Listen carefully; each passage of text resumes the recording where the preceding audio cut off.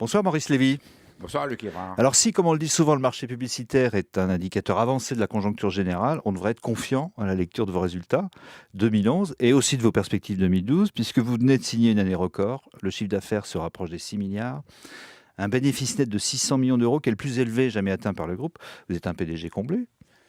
Ça va, on est très content. Ça n'a pas été une année facile parce que si elle a commencé sous de bons auspices avec l'idée que ça y est, on était reparti en croissance, tout très vite, la crise de la dette souveraine en Europe a commencé à poindre son nez, avec en plus ce qui s'est passé au mois d'août et depuis le mois d'août, les difficultés que l'on connaît.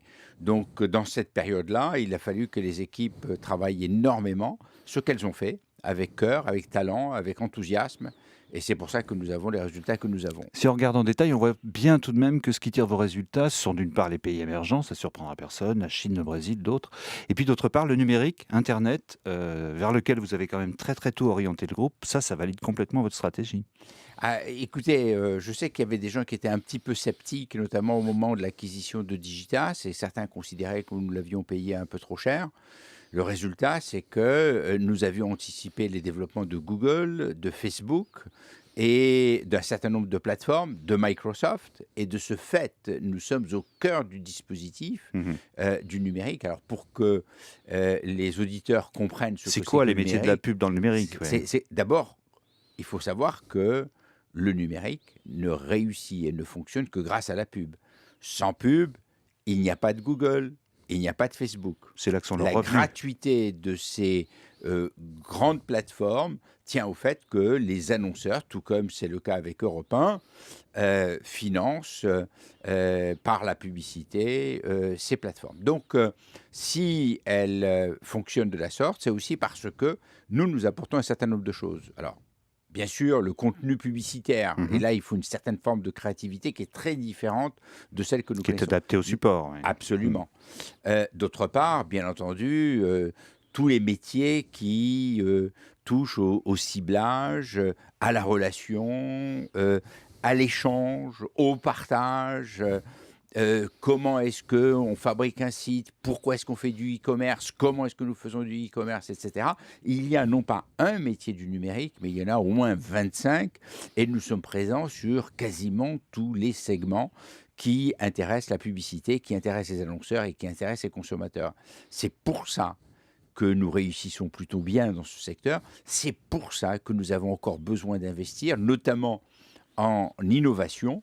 C'est d'ailleurs pour ça que nous avons des talents à travers le monde et que, au passage, si je puis me permettre, une petite page de publicité pour la France, que nous réussissons si bien en France. D'ailleurs, vous continuez vos emplettes. J'ai vu qu'il y avait eu 4 acquisitions depuis le début de l'année, dont une en France, une en Allemagne, en Russie, aux Émirats. Ça n'arrête pas. Et ce ne sera pas fini. Mhm. Et ce ne sera pas fini parce que, alors ce ne sont pas des grosses acquisitions, hein, quelques millions d'euros ici ou là.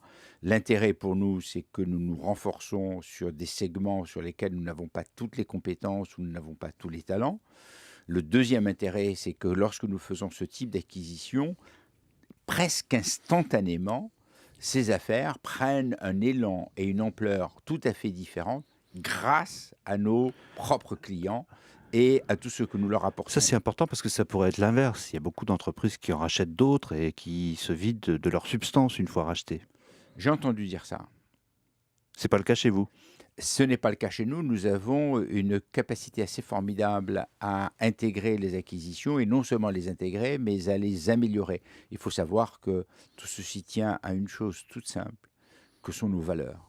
Je crois que dans notre métier, au-delà de la rémunération, au-delà des bonus, au-delà de tout ce qui fait que les gens veulent réussir leur vie, il y a aussi un certain nombre de choses qui sont très importantes, que ce soit les valeurs d'éthique, la passion pour le métier que nous faisons, l'enthousiasme, mais aussi l'intégrité. Tout ceci fait que les gens ont envie de venir travailler à Publicis et en plus, on a la réputation d'être des conquérants. Si on parle un peu de 2012, j'évoquais déjà les quelques acquisitions réalisées, mais vous semblez un peu plus prudent. Ce ne sera pas une année aussi bonne peut-être. Pourtant, il y a des événements marquants qui sont attendus. Les élections américaines, par exemple, pour la pub, c'est bon. Les JO, l'Euro de foot, c'est bon pour la pub, ça. les élections américaines, c'est bon pour les médias, parce qu'ils dépensent beaucoup d'argent. Ce n'est pas bon pour les agences, parce que tout ceci se fait un peu en dehors des agences, et en tous les cas en dehors de Publicis, puisque Publicis ne fait pas de publicité politique ou de campagne électorale. En revanche, les JO et la Coupe européenne de football, c'est bien. Et ça génère beaucoup d'audience et ça génère aussi beaucoup de support publicitaire. Donc, de ce fait, c'est des choses qui sont de très bons signes. Il faut bien voir que l'appel que j'avais lancé, je le dis au passage, la veille du jour où Warren Buffett a envoyé le sien, soyons clairs.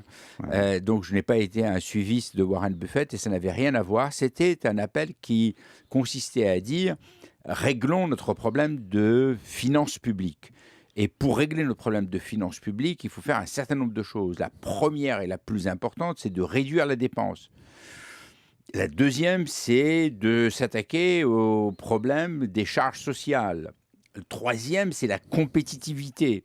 Une fois qu'on a fait cela, on se rend bien compte que ça coûte et on se rend bien compte que ça fait peser sur les classes moyennes un fardeau important. Et je dis, il est normal que les gens qui ont la chance d'avoir bien réussi, d'avoir gagné de l'argent, etc., payent plus que les autres. Donc vous persistez, vous signez, mais il y a une hiérarchie dans les tâches à accomplir. Pour les gens, de manière générale, n'ont retenu que taxez-nous davantage, mais il y avait dans cet article du Monde beaucoup d'éléments et un vrai appel à une discipline budgétaire.